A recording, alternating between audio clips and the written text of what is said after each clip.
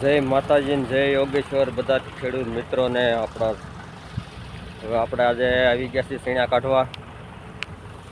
તો શેણાનું ખેતર સામે ચાલુ છે. વાદળા થઈ ગયા છે. જોવો તમે વાદળા જોઈ શકો છો. વરસાદનો માહોલ થઈ ગયો છે. હવે વરસાદ થાય ખેડૂતને કરશે હેરાન, પણ ખેડૂતની હાલત તો જોવો મારા ભાઈ. જો અત્યારે બધા ખેતરમાં શેણા કાઢે છે.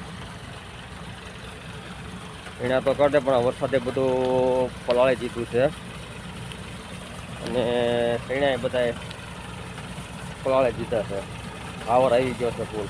આમાં ખેડૂતને બિચારાને શું લાઈન લેવી, કારણ કે ઘઉંમાં નુકસાન છે, શેણામાં નુકસાન છે, બધા મોલમાં નુકસાન છે. એમાં અંબાલાલ દાદાએ આગાહી કરી છે વરસાદ તો હજી 125માં થાય.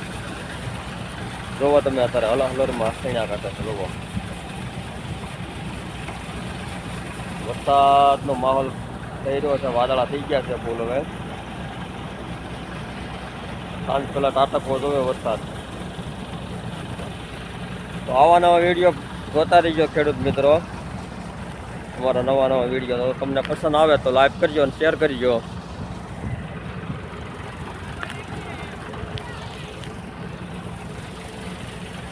આ વિડીયોમાં બસ એટલું જ છે. આપણે આવતા વિડીયોમાં પાછા મળીશું. જય માતાજી, જય યોગેશ્વર.